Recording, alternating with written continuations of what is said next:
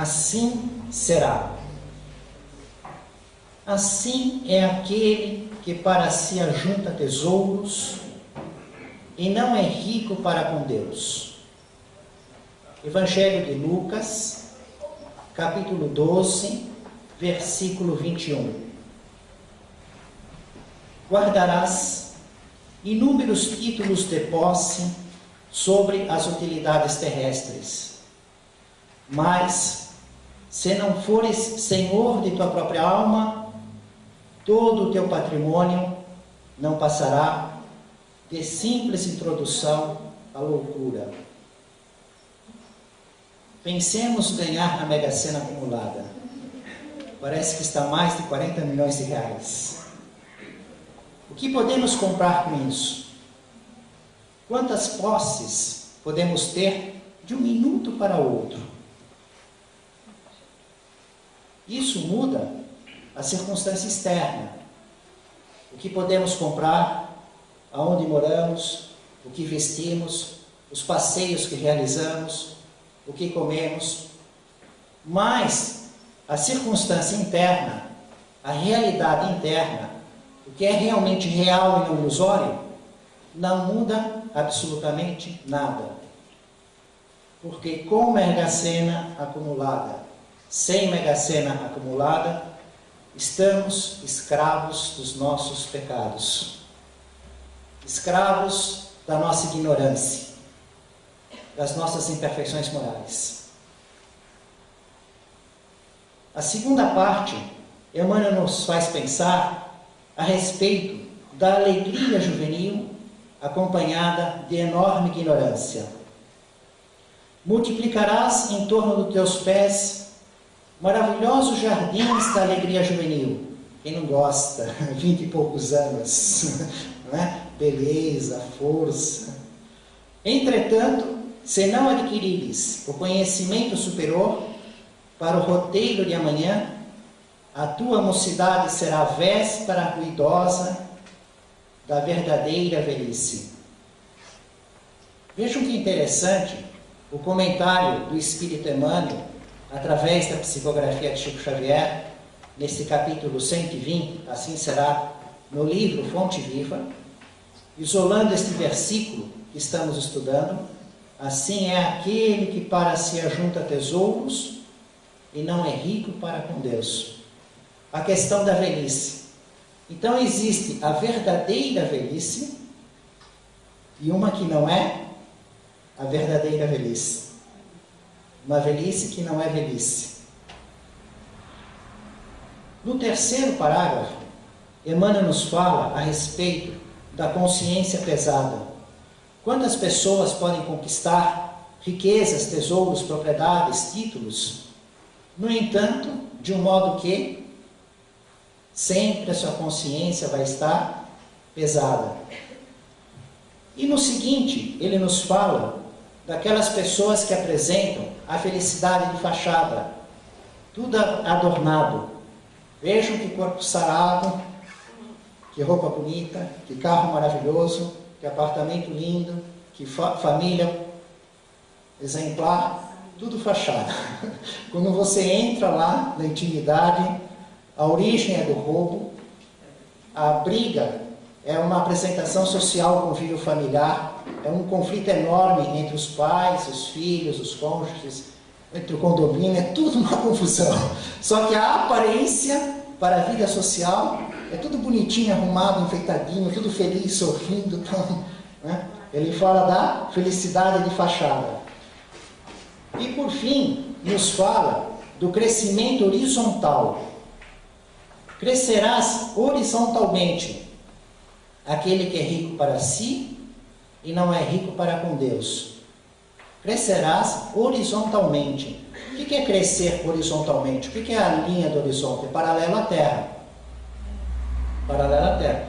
Conquistarás o poder e a fama, reverenciar-te-ão a presença física na Terra.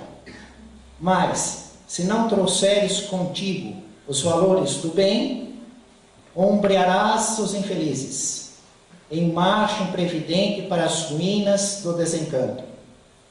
Assim será todo aquele que ajunta tesouros para si sem ser rico para com Deus. Neste comentário do Espírito Emmanuel, que ele separa a questão de ser escravo do pecado, alegre, mas ignorante, trazendo a consciência pesada, portando a felicidade de fachada, o crescimento horizontal, em virtude da riqueza para si e não para com Deus. Esta parte final do crescerás horizontalmente nos lembra um outro livro, um comentário do Espírito André Luiz, na produção mediúnica de Chico Xavier, em que um instrutor de André Luiz fala a respeito do crescimento horizontal, vertical, do equilíbrio e da cruz. Nos diz que a cruz que Jesus se utiliza em sua sagrada missão é um símbolo espiritual muito profundo, o símbolo do equilíbrio. Por quê? É a vertical com a horizontal. A vertical fincada no solo, os pés no chão, e a horizontal, a cabeça apontando para o céu. E os braços abertos na horizontal, o crescimento horizontal, a cabeça na vertical para o céu e os pés no solo. É um perfeito equilíbrio. E é este perfeito equilíbrio que a cruz nos faz compreender, é um símbolo da sublimidade, o equilíbrio sublime para a evolução espiritual. Nós temos que viver com os pés na terra, os caminhos da terra não estão fora da terra. Nós estamos encarnados, temos compromissos sociais, temos deveres, temos necessidades, temos direitos aos gozos e usufrutos dos bens da terra, sem excessos, sem escassez.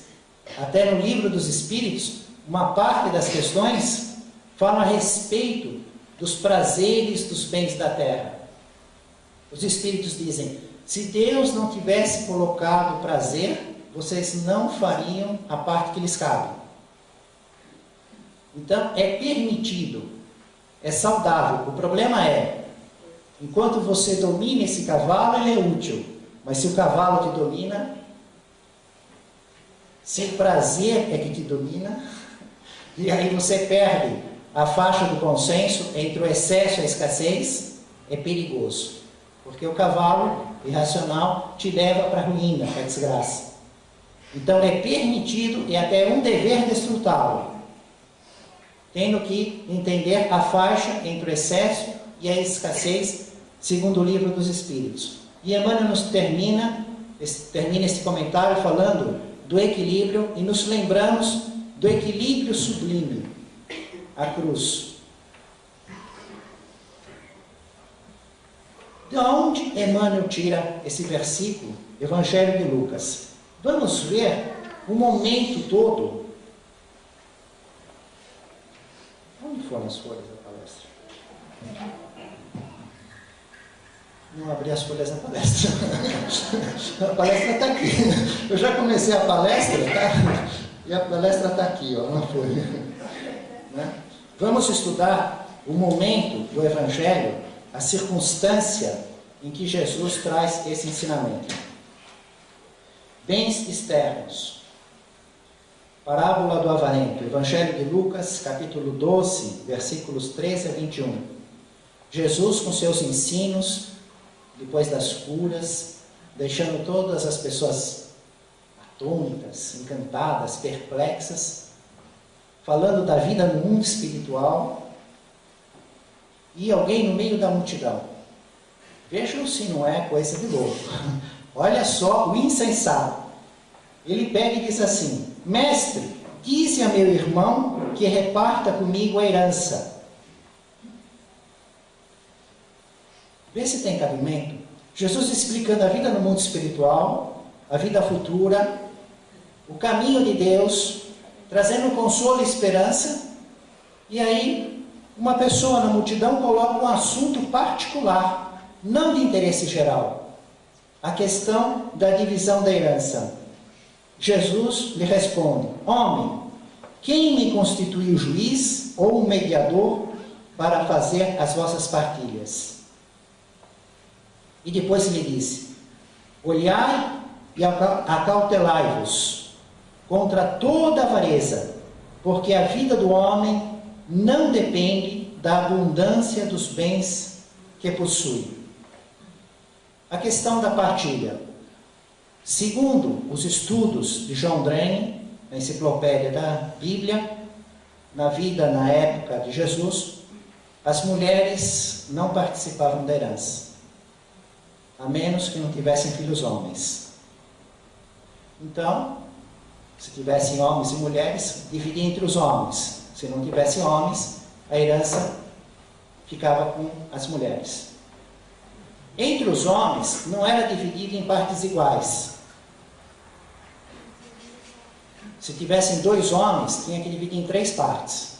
Se tivesse 4 homens, dividia em 5. Sempre uma parte a mais do que o número dos filhos homens. E o mais velho, primogênito, o primeiro, tinha direito a 2. Então, 3 filhos dividem em 4 partes. O mais velho tem 2 e os outros, cada um, uma parte. E por ter a parte maior, e como é difícil dividir o patrimônio, né? Não é como o dinheiro contado na mesa, que você separa os montinhos, cada um leva o seu. Tinha animais, tinha a casa, tinha o terreno. Então tinha que dar o correspondente da parte menor. Nós temos uma circunstância dessa quando Jesus compõe a parábola do filho pródigo, que tem 2 filhos, o mais velho e o mais novo. É o mais novo que quer a herança. Então o pai dá 1/3, porque entre 2 vai ter 3 partes. O mais velho vai ter herança no futuro de 2/3, o mais novo vai ter herança no futuro de 1/3. O pai calcula 1/3, dá 1/3 para ele, ele sai para o mundo e esbanja o filho pródigo. Então o filho mais velho, ele fica com essa condição de conduzir o inventário, a separação, dar a menor parte. E às vezes, quem está ganhando o jogo faz cera. Vocês estão vendo na Copa como é, né? Quem está ganhando, quem está bom para ele, de repente, né? Está administrando, está mandando, o time dele está ganhando, aí ele pode fazer cera. Então, essa pessoa na multidão, ele vê o poder de Jesus com suas curas, mas ele não é um homem doente. Ele não é um cego, um paralítico, um leproso. Ele vê Jesus separando corpos de espíritos maus dominando os homens, expulsando demônios, na linguagem daquela época. Mas ele não está obsediado, ele não está possuído. Ele vê Jesus ensinando o caminho do reino dos céus, mas ele também não está muito interessado. Ele não quer ser rico para com Deus. Ele quer ser rico para no bolso dele, para com ele. Ele quer riquezas para si. E ele tem direito a uma parte. Então, ele apela para o poder de Jesus, porque ele verifica que Jesus é poderoso. Toda aquela multidão magnetizada, encantada, ouvindo e aprendendo com Jesus, recebendo curas, presenciando que ele está no poder de Deus. Então o homem deseja que Jesus convença o seu irmão a dividir, ou seja, a dar a parte que lhe cabe na sua herança.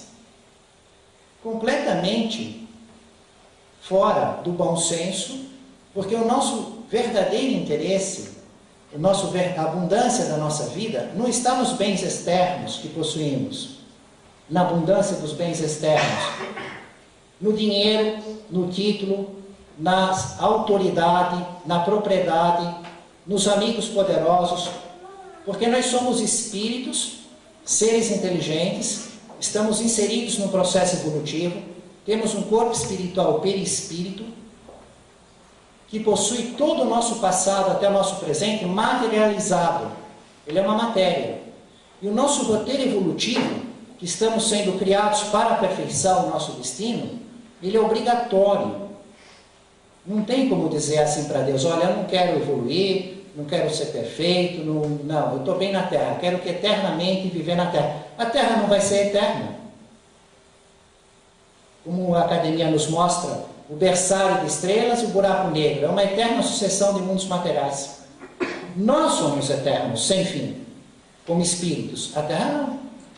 Né? Você é obrigado, Deus te obriga a você chegar na perfeição das criaturas, relativa à criatura, e ser feliz eternamente.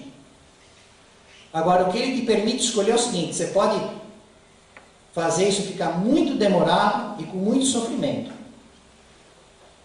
até você querer fazer esse caminho.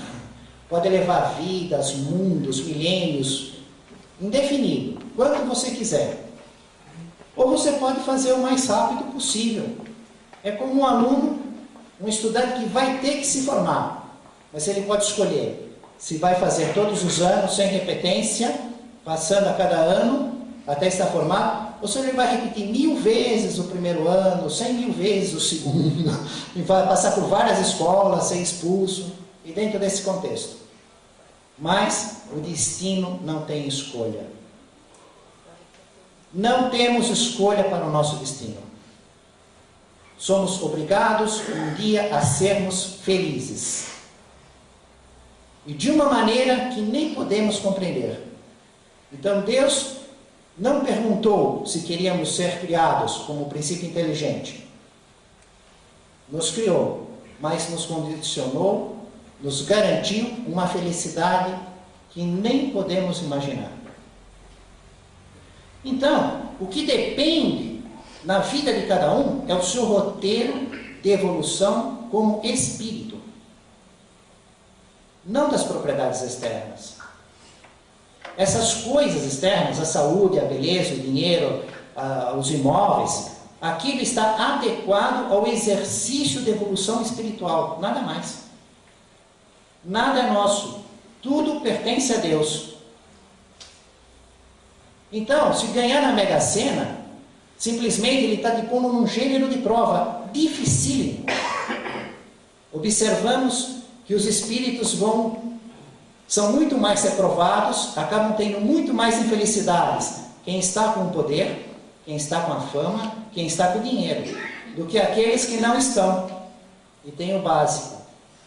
Na hora que toca o sinal, o sepulcro, a verdade, recolhe a prova e faz as notas, vamos verificar o sofrimento e a alegria. O que acontece?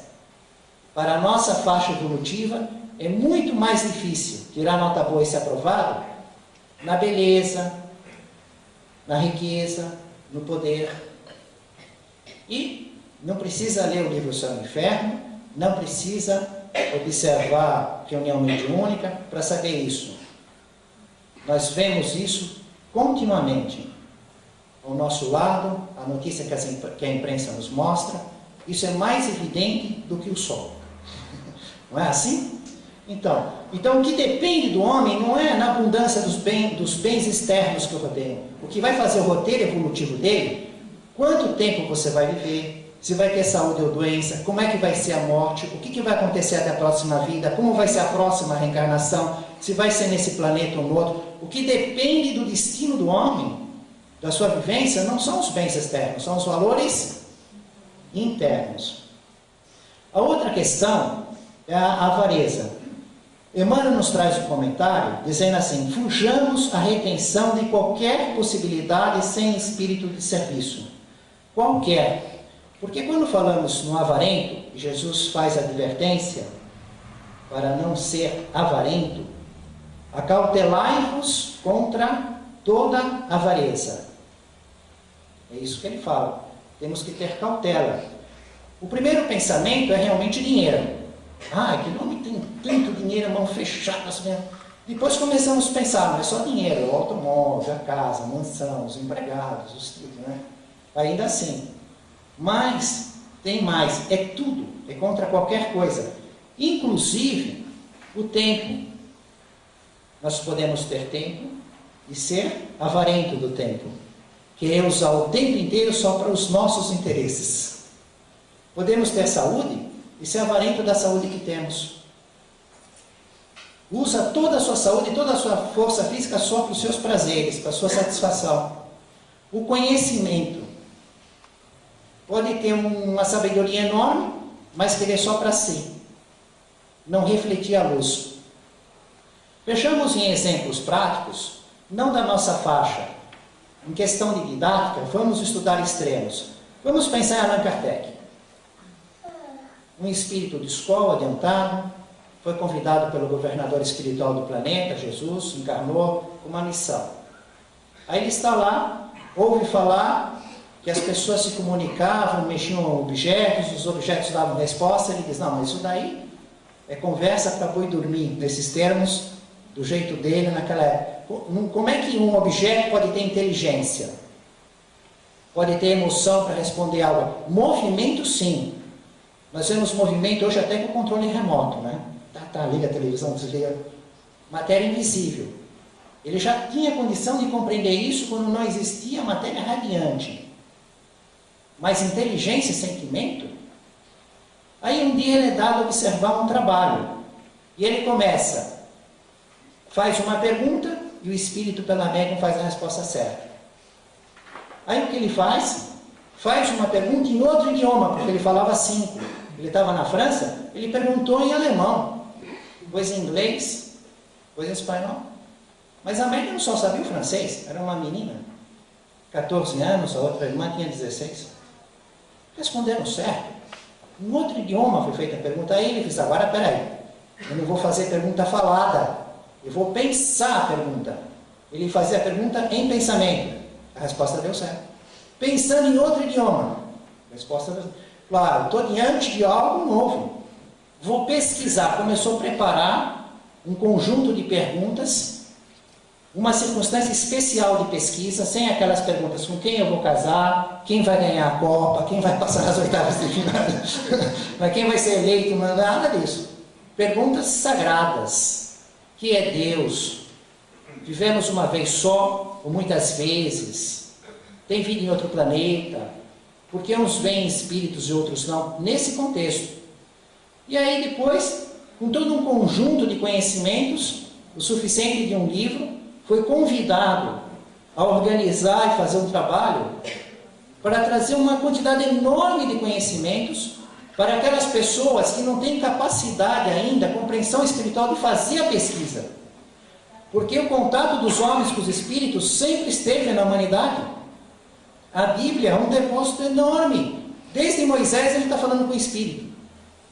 E até hoje tem pessoas que não têm condições de compreender a comunicação dos homens com os espíritos. Em questão da evolução espiritual que se encontra com sua compreensão. E ele então, trazer esse conjunto, ele diz, não, é maravilhoso, mas é para mim. Não é que? Aí ele ficava pesquisando os 20 livros que estão publicados, quer dizer, os livros e as revistas espíritas, ele tivesse guardado tudo para ele. E se Chico Xavier recebesse o espírito do Emmanuel, como foi, né? Psicografou o livro Paulo e Estevão, vendo todos aqueles quadros, explicando a Bíblia, explicando os caminhos de Paulo, dando lógica na Bíblia. Quantos momentos que olhamos os textos, mas por que isso? O que aconteceu aqui? Aí vem o livro lá, explica o dia a dia dele, o problema da noiva, o problema do irmão da noiva, do pai, das dificuldades dos lugares, como é que eles anotavam as coisas, os ações, dando detalhes. E ele ainda tendo aquelas visões daquela época. Ele falava, que livro lindo. E tivesse ficado com ele todos aqueles escritos à mão, não, eu vou ser perseguido. Allan Kardec não foi perseguido? Não vimos a semana passada queimando os livros dele? Quantas vezes estudamos, né, as calúnias, as perseguições, perdeu o emprego, a fonte de renda. Na Espanha, em Barcelona, queimaram os livros, coisa que era da Idade Média, queimavam as pessoas. Eu não vou enfrentar essa massa que por interesse ou por ignorância vão complicar a minha vida. Não, né? Eles doaram, foram intermediários, sem avareza. Acautelai-vos da avareza. O próprio Cristo, espírito puro, está lá, próximo ao sol, segundo as informações da psicografia de Chico Xavier, no livro A Caminho da Luz, convidado por Deus para formar o planeta Terra, cuidar dessa massa orgânica até o fim dos seus dias. Num dado momento, encarnar num corpo humano, e viver entre os homens, sabendo que não seria compreendido. E trazer um exemplo na própria carne, que ele iria usar a animar na cruz para mostrar a vida espiritual, se comunicar com o Espírito para com os homens, com Maria Madalena, Pedro, Paulo, todos os discípulos, Tomé, 2 vezes ser traído, humilhado, açoitado. Acautelai-vos da avareza. Ele dá o exemplo maior que temos da cautela com a avareza. Ele sai da sua intimidade, do seu cenário de espírito puro, comandando o planeta em todo o seu processo evolutivo, e vem nos trazer o ensino, a prova viva do nosso destino, da nossa perfeição. Que se não fosse ele fazer isso, nós só teríamos isso anotado. Eles dizem que estamos inseridos no processo evolutivo, que chegaremos à perfeição. Mas pelo que vemos na humanidade, existem homens muito melhores do que outros, mas parece que está todo mundo muito longe da perfeição. Acho que nem sei se é isso. Mas não, tem a prova. A vida de Jesus. Mas os poderes? Está lá. Quem vai conseguir transformar água em vinho? Quem vai multiplicar pães e peixes? Quem vai dar ordem aos fenômenos da natureza? Eles vão obedecer, parar a tempestade. Tudo coisas que não podemos explicar com o nosso conhecimento acadêmico. Da mesma maneira que eles não podem explicar o que nós fazemos hoje com aviões, satélites, telefones celulares, com o conhecimento acadêmico que eles tinham naquela época. Mas isso é só início. Falando para cautelar da avareza, aí Jesus compõe a parábola do avarento. E contou-lhes uma parábola. A terra de um homem rico produziu muito. E ele refletia. Deu uma enorme produção. Que hei de fazer? Porque não tenho onde recolher os meus frutos. E disse, eis o que vou fazer. E se disse, ele está pensando consigo mesmo. Eis o que vou fazer.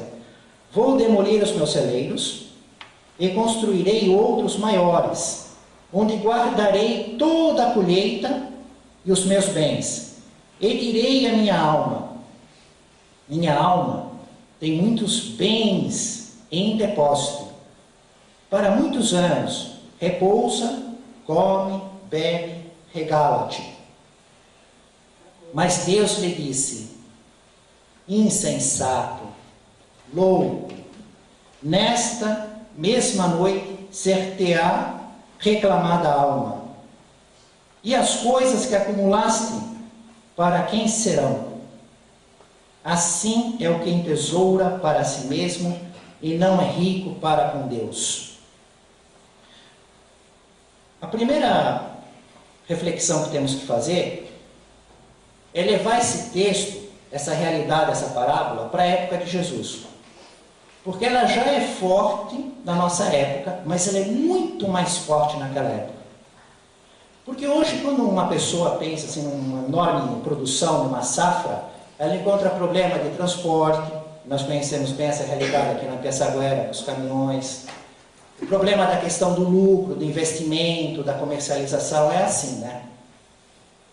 A pessoa pode ter um terreno, uma fazenda, um negócio, produziu, ficou com excedente, não sabe nem onde vai investir. O nosso cenário vai até aí. O que eu vou fazer agora? Bom, só que na época de Jesus, a coisa pegava no coração num detalhe que para eles era impressionante, para nós não. Ele está passando meio de lado. Se a gente não volta na época de Jesus, passa de lado. Que é uma lei do Deuteronômio. Por que passar de lado? Porque nós não estamos vivendo com a lei do Deuteronômio. As nossas leis são outras. Alguém conhece a Torá, a lei do Deuteronômio, todas elas? Qual que é a lei? O capítulo 23, versículo 24 e 25. Mas era o dia a dia deles. Desde os 5 anos ouvindo aquilo. E vivendo de modo prático. E ainda com uma realidade muito diferente da nossa de hoje. Porque hoje, quando fazemos viagem, fazemos caminhada, é uma maravilha. Você escolhe hotel, 3 estrelas, 4 estrelas, 5 estrelas, 6 estrelas, pousada, casa de amigo, posto de conveniência, refeitório, churrascaria, self-service, pizza. Não é uma maravilha? Deslocamento de várias formas. Pensa caminhar na época do Cristo, né? Que não tinha hotel, que você dependia de ser recebido em alguma casa, às vezes ficava no ambiente, não tinha cartão de crédito, não tinha loja de conveniência, os alimentos não tinham conservação, hoje temos a geladeira, o freezer. Então, a vida nos caminhos era de muita dificuldade. E quando dava zebra, né? Você não era recebido num lugar, você pegava um tempo horroroso, você tinha que começar a procurar comida, alojamento. Imagina a circunstância complicada que passava a humanidade naquela época. Hoje em dia a pessoa pensa, furou o pneu aqui, vai lá na Ecovia, faz o telefonema, eles vão buscar teu carro, liga para a seguradora, vai lá, carro reserva para andar. É um pequeno aborrecimento. Né? Quer ver o jogo do Brasil, 300 km de congestionamento em São Paulo, chega um pouco atrasado. Mas imagina o problema naquela época.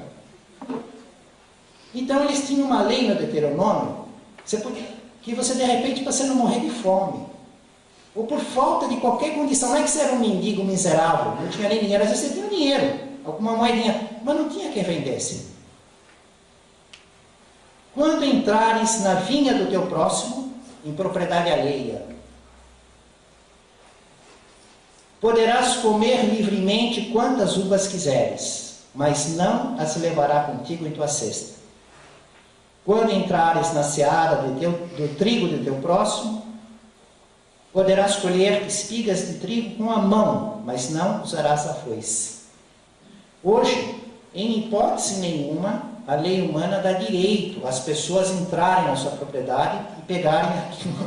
Né? Para entrar na sua casa já tem um contexto especial, de que o juiz tem uma série de condições, porque a nossa vida é diferente. Mas naquela oportunidade, a pessoa do caminho, ela podia passar por um lugar e a lei lhe dava o direito. Entrar na propriedade, pegar a uva e comer a uva, pegar o trigo e comer o trigo. Mas tinha que estar no terreno, tinha que estar na planta, para o uso daquele momento. Você não podia levar a cesta, aí já ia depois sair vendendo, sair dando para a família. A lei não permitia isso. Levar a foice, fazer uma grande colheita, e aí fazer comércio ou abastecer sua casa, não. Mas aquela de passagem, né, aquele socorro de emergência. Ora, o que fazia aquele homem? Ele pensou, se ficar aí, as pessoas pegam, porque tem direito da lei. Se tiver no meu celeiro, não. Mas não cabe no meu celeiro. Como eu vou me garantir que ninguém pegue nenhuma? Quando ele vai demolir aqueles e fazer maiores para pôr tudo dentro, ele também está tirando a possibilidade eventual dos grandes necessitados de pegarem algo. Então, para o judeu que ouvia isso, e que de vez em quando entrava na propriedade de alguém e pegava, dentro da lei era comum, contar que um proprietário ia se garantir, guardando tudo dentro, ainda pensando assim para si, come, bebe, refastela-se, você tem muito. E aqueles que estão de passagem e precisam só aquela parte do caminho. Então tem um fundo emocional muito forte, esta parábola que Jesus conta, em virtude da lei da época. O Espírito Emmanuel nos traz alguns comentários a respeito dessas circunstâncias. Que pegues?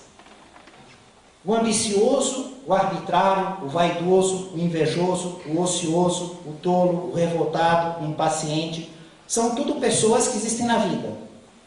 No dia a dia deles, eles estão sempre pedindo algo na vida. Não é que eles estão chegando, eu quero isso, eu quero, não é bem isso. Mas o comportamento diário o que a gente faz já é um pedido, às vezes é um pedido mudo. O ocioso, por exemplo, o vagabundo, o ocioso, ele não quer trabalho nenhum, ele pede que não chegue nenhum trabalho, ele não aceita nada. Né? O impaciente, ele está sempre querendo, ansioso, ele está pedindo para a vida ser atendido rapidamente e continuamente, ele está aí pedindo isso para a vida.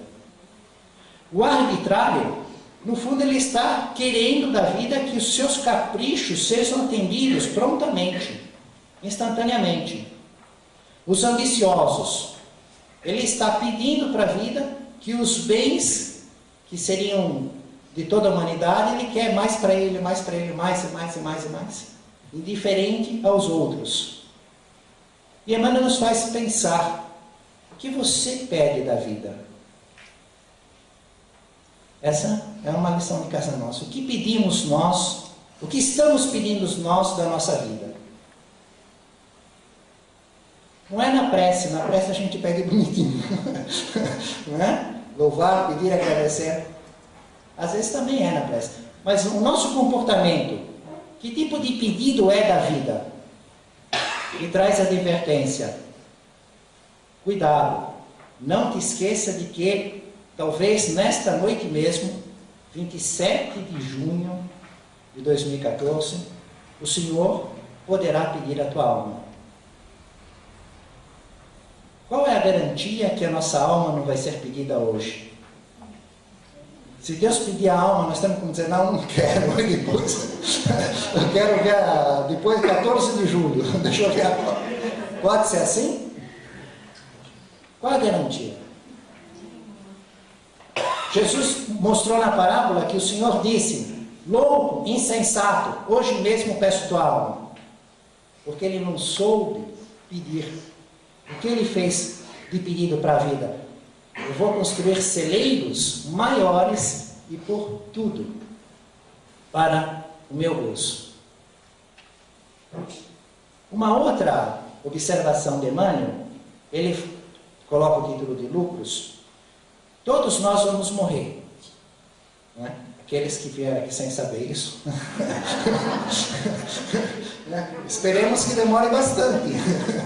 Não é? Mas é uma certeza, estamos aqui estudando, nos preparando, inclusive para isso, para morrer bem e depois continuar vivendo bem. Né? E quando nós morrermos, o sepulcro, com a morte, nós vamos encontrar a verdade. A verdade, a justiça, a misericórdia. A verdade vai nos perguntar: o que trouxeste? Quando fazemos uma viagem, nós passamos pela alfândega. Eles têm a declarar, nada a declarar. Vai lá nos Estados Unidos, com um passaporte, aquele visto, ele começa a fazer entrevista, põe um cão cheirando, trouxe droga, não trouxe droga, trouxe alimento, preenche. Né? Quando nós morrermos, vai ser do mesmo jeito. E da mesma maneira que as nossas viagens, não dá para levar tudo. Nós podemos levar alguma coisa, tem limite de peso, dimensão, né? Mesmo querendo pagar no avião, comprando classe executiva, primeira classe, tem um limite. A lei da natureza, nessa viagem da morte, simplesmente deixa tudo. Não leva nada, não leva carro, não leva apartamento, não leva ação, não leva nada. Vai com o seu corpo espiritual. Você veio só com o corpo espiritual. Foi assim que foi nascer. Você não trouxe a casa da outra vida, nem do mundo espiritual. Você veio com o corpo espiritual. E aí, fez o corpo carnal na gestação, juntou os corpos. Na morte, separa os corpos, você volta para o corpo espiritual e só com ele. Né? Mas, na verdade, ele é uma realidade material. E essa realidade material é consequência do saber e da moral. Ele não vai chegar bonitão lá se você fez o mal. E se você fez o bem, ele não chega bonitão. Se você fez o mal e ficou na ignorância e não aprendeu que Deus te aproximou de ensino, você vai chegar tudo doente, deformado. Se fez a parte que lhe coube no aprendizado, no saber e na moral, você vai chegar... O que você leva é isso é o que você traz. Mas você vai ouvir essa pergunta: que trouxeste? E aí a pessoa fica na reflexão: puxa vida, eu trabalhei tanto, nasci pobre, não tinha nada, veja onde eu cheguei. Não tem gente que diz assim? E tem um patrimônio enorme, né? mas ele fica contando lá todo ano para passar 5 anos, porque o imposto de renda não é só 5 anos, vai caducando, não é? Aí o sigilo bancário, outra coisa, né? Às vezes crimes e tantas outras coisas que vão ocorrendo aí na vida, né? Aquilo que a mulher não pode saber, o segredo que leva para o túmulo, tantas outras coisas que são as circunstâncias evolutivas que nos encontramos. Que trouxeste, pobre de ti, porque teus lucros foram perdas desastrosas. A pessoa, a criatura, pensando que estava ganhando, que estava conquistando, que estava tendo, que estava podendo, que estava acontecendo, tudo era lucro. Na verdade, era para a contabilidade do imposto de renda, para as aparências, eram bens exteriores. O interior, o perispírito, foi tudo perda desastrosa. E aí a verdade pergunta, e tudo aquilo que você conseguiu, para quem vai ficar? A gente ouve muito isso, né? No convívio popular, assim, isso aí, para quem vai ficar? Conseguiu tudo isso, morreu, e agora? Fica para os que estão na terra, recebendo por empréstimo da misericórdia divina como prova. Muda de mãos. E não sai nunca do verdadeiro proprietário, que é Deus. No livro dos Espíritos, está aqui. Nós temos 3 perguntas a respeito dos avarentos. A questão 899, 900 e 901. E é interessante como Allan Kardec imagina a circunstância dos avarentos e a consequência na vida no mundo espiritual, a sua curiosidade científica em saber a respeito do comportamento desses homens, dessas pessoas, e depois a consequência na vida futura. A questão 899 é o livro 3º que fala da perfeição moral, de vícios e virtudes, ou seja, perguntas extremamente importantes para nós. De 2 homens ricos, circunstância que Allan Kardec imagina, 2 homens ricos. Um nasceu muito rico, na fartura, e outro e nunca conheceu a necessidade. Berço de ouro a túmulo de ouro. Sempre muito rico. O outro deve sua fortuna ao trabalho. Nasceu muito pobre, depois ficou muito rico por muito trabalho. Se ambos empregam suas riquezas exclusivamente em sua satisfação pessoal, qual deles é o mais culpado? Evidentemente, os 2 estão culpados, os 2 estão errados, os 2 vão ter sofrimento. Mas um nasceu rico e morreu rico. O outro nasceu pobre e ficou rico. E os 2 usaram a riqueza sempre só para os próprios interesses, por egoísmo, por orgulho, por vaidade. Qual dos 2 é que vai ter mais sofrimento? É aquele que foi pobre. Né? Ele vai sofrer mais do que foi pobre. Por quê? Porque ele passou pela experiência de ser pobre, viu a dificuldade dos pobres, sabe como o pobre sofre, e, no entanto, ficou insensível. O outro não tinha essa experiência. A experiência humana daquela vida, daquele momento, daquela encarnação, foi sempre a satisfação de tudo. Ele via assim por televisão, ele via por perto, ele via pelos amigos, pelos conhecidos, mas não era ele que vivia. É uma diferença você ver e você viver. Nós vemos acidente aéreo, mas não caímos e morremos no acidente aéreo. Vemos pessoas morrendo queimadas. Vemos pessoas com câncer, com infarto. Agora, você viver e saber receber o diagnóstico, fazer o tratamento, fazer a contagem regressiva, é outra conversa. Então, aquele que foi pobre, ele sentiu. E depois, isso não foi suficiente para torná-lo sensível. A pergunta 900. Aquele que economiza incessantemente e sem fazer bem a ninguém, tem uma desculpa válida no pensamento de que acumula para deixar mais aos seus herdeiros? Ou seja, seria essa uma justificativa? Eu tenho filhos, preciso pensar no futuro dos meus filhos. Então ele acumula, não posso fazer nada, só vou investir nos meus interesses, no crescimento da riqueza, porque isso vai ficar para os meus filhos. É a caridade que eu faço para os meus filhos. É certo ou errado? É errado. É um compromisso com a má consciência. Isso não é justificativa. Isso é realmente velar, o que ele chama assim, a lei de Deus está lá, mas ele joga aquele véu em cima, porque satisfaz o interesse, o egoísmo, o orgulho dele. E de tanto velar a lei de Deus, aí o que ocorre? Deus envia os mensageiros para nos lembrar, porque a lei sempre já está escrita na nossa consciência. Ninguém pode alegar ignorância da lei. Ninguém sai com a carteira de habilitação no trânsito sem antes ter feito o curso teórico, o exame prático e ter recebido a habilitação. Depois faz mau uso da liberdade, da possibilidade que a carteira de habilitação dá. Então Deus coloca na consciência da criatura, no processo evolutivo dela, a lei. Ela aprende. E até que o professor, que sai com a gente na autoescola, faz o teste de habilidade, aí sai para o livre-arbítrio. Só que a criatura fala, não, está demorando para virar o farol, não tem guarda, passa. Idoso, eu já sou idoso. Pega a carteira da bisavó. Começa a fazer as suas conveniências. Então, na verdade, a lei já está na consciência, mas a criatura pode velar isso por interesse próprio. E a questão 901.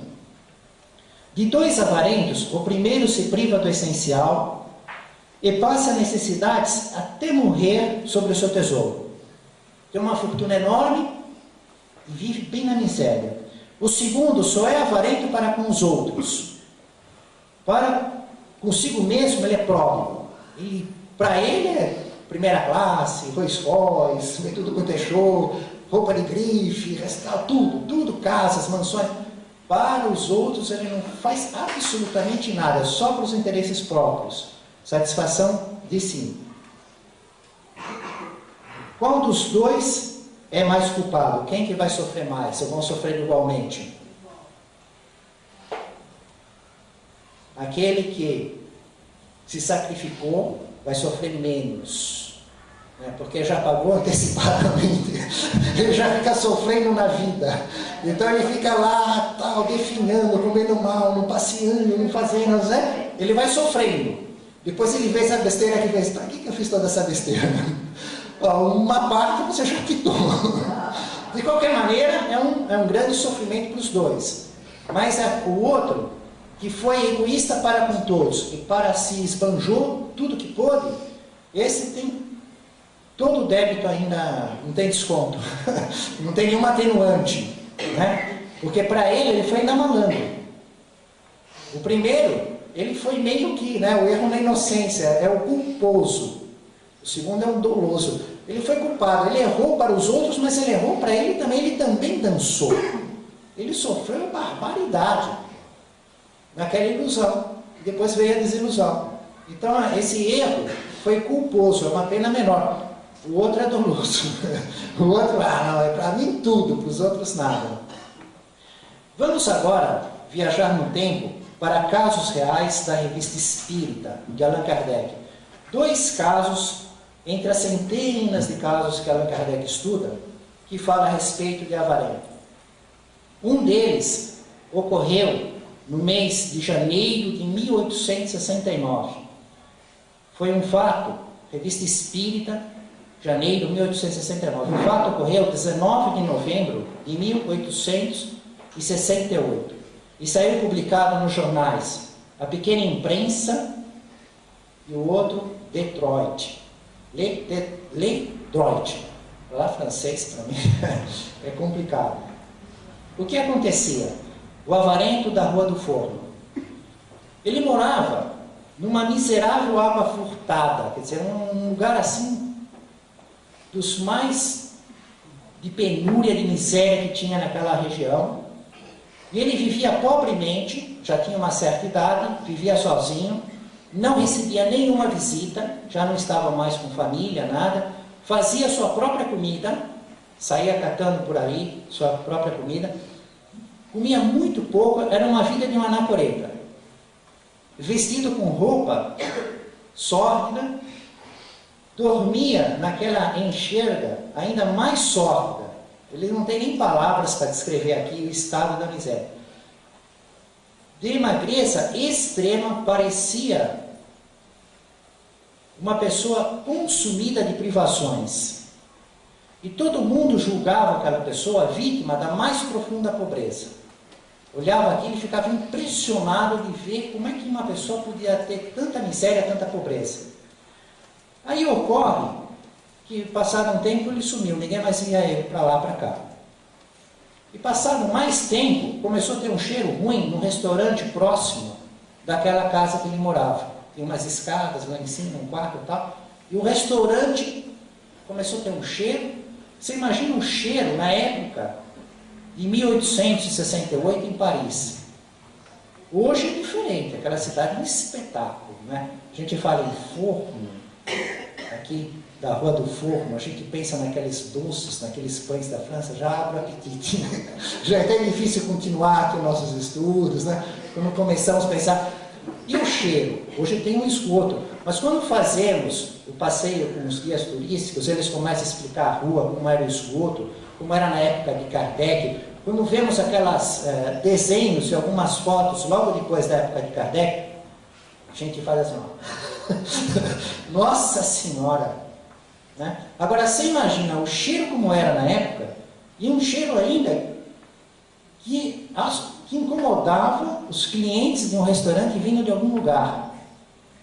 Quer dizer, que não era como aqui um perfume que vem do jardim. Né? Naquela época não tinha isso. E aí, aquele cheiro de tal maneira que o pessoal tem que achar a causa do cheiro e começa a procurar, e vai para cá e vai para lá, e vai, né? Como o cão farejador, chega naquela porta, olha, é onde morava aquele homem. E ninguém mais tem visto ele há muito tempo. O que será que aconteceu? Vão na polícia, aí a polícia prepara tudo para fazer um documento, uma ordem autorizada de arrombar a porta, ninguém atendia nada, chama o médico, vai aquela equipe, na hora que derruba a porta, sai um gás, um cheiro horroroso, ninguém aguenta ficar, tem que sair de lá, esperar um bom tempo, aquele ar circular. Depois, quando eles vão ver, o corpo já tinha entrado no óbito há muito tempo, estava em decomposição. O que a gente lê aqui aí cria um contraste enorme com o que falamos agora há pouco. Dá até aquela, né, os vermes, as coisas, tudo. O problema é que eles observaram que não estava tudo nos seus lugares, não foi invadido, não teve briga, não teve nada. Ele teve uma morte natural. Isso é o que observaram. Não dava para saber a causa da morte, porque o corpo já estava apodrecido há muito tempo, não dava para olhar nada naquilo. Mas acharam 35 mil francos, ações, tinha bolsa de valores naquela época, né? Ações, até tem uma parte da revista Espírita, que a da Kardec fala, das pessoas que ficavam especulando os valores na bolsa de valores. Obrigações, pessoas que deviam, empresas que deviam para ele, joias e outros valores. Pergunta, como uma pessoa com tanto dinheiro vive de um modo extremamente pobre?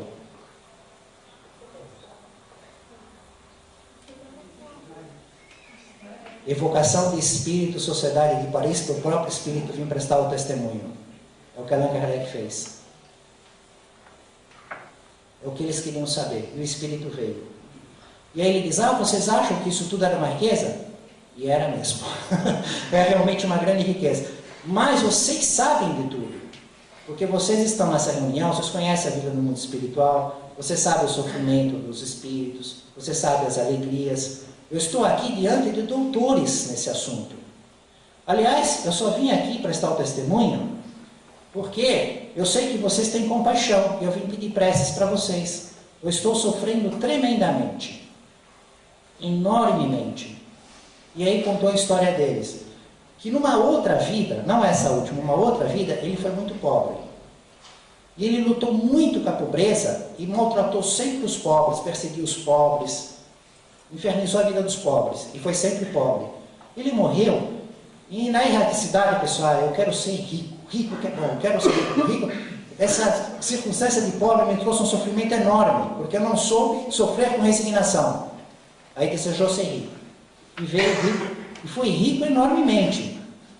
Só que foi avarento de um tal ponto que ele viveu pior do que quando ele era pobre na outra vida. Conclusão? Sofria mais ainda. Da pobreza numa vida, a riqueza da outra. Ele não conseguiu encontrar o equilíbrio sublime. A cruz do Cristo. A horizontal e a vertical. Ele não conseguiu encontrar. As duas provas para ele eram um desafio enorme e ele ainda estava com medo da próxima vida. Porque ele sabe que ele não sabe ser pobre e não sabe ser rico. Porque como pobre, ele odeia os pobres. E como rico, ele é avarento. E aí? Ele se despede. Piedade, meu Deus. Piedade para o ser fraco que faliu. E vós, senhores, compaixão por vosso irmão, que se recomenda às vossas preces. O espírito avarento da Rua do Fogo.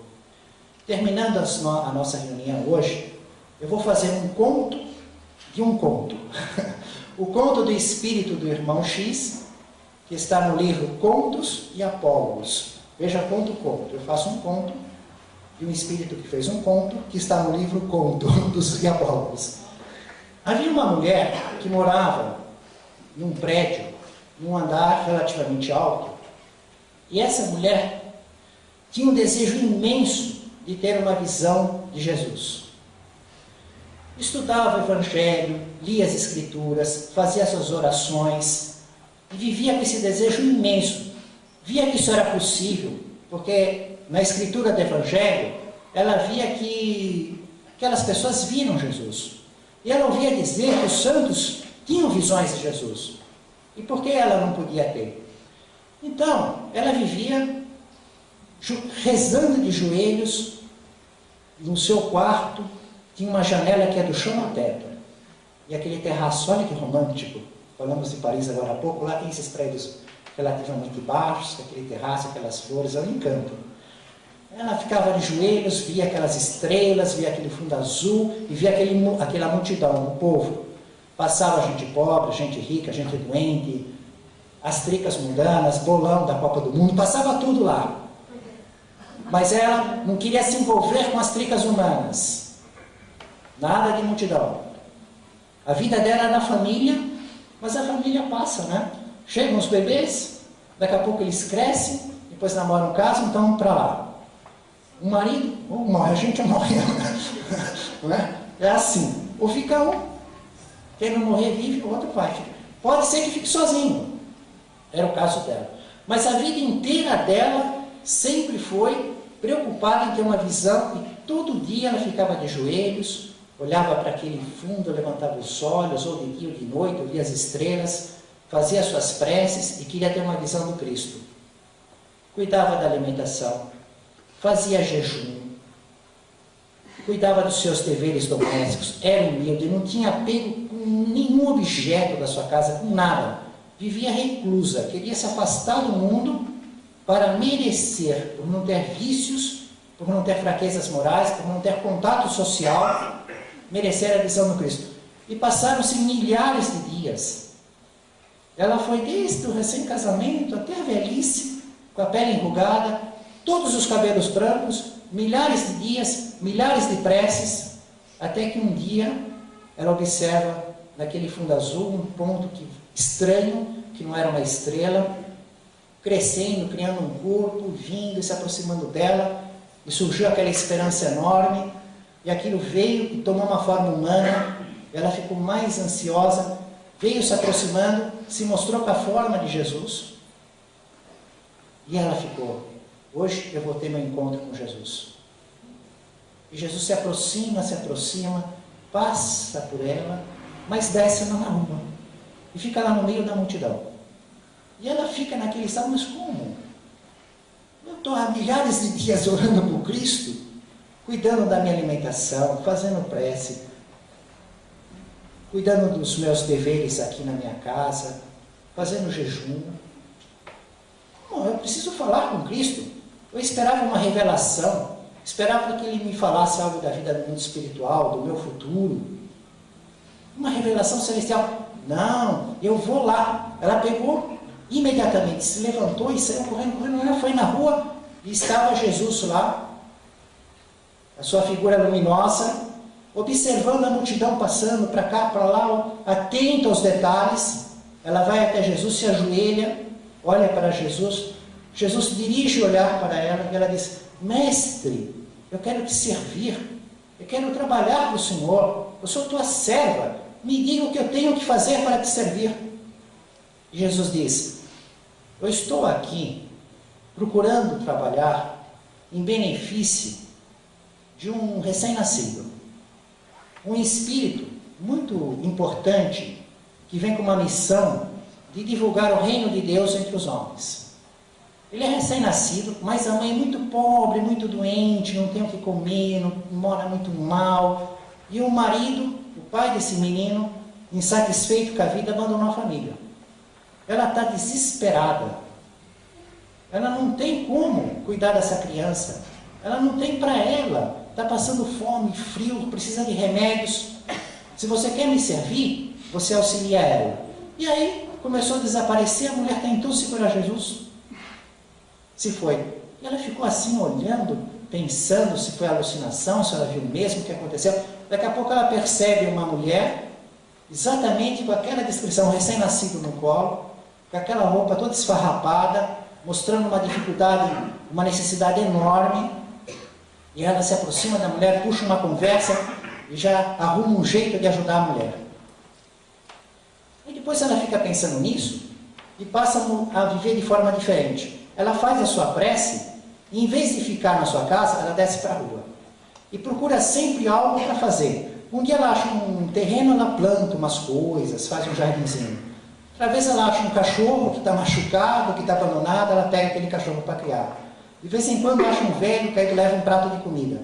Ela dizia assim: eu tenho que todo dia encontrar algo pequenininho, mas algo de bom.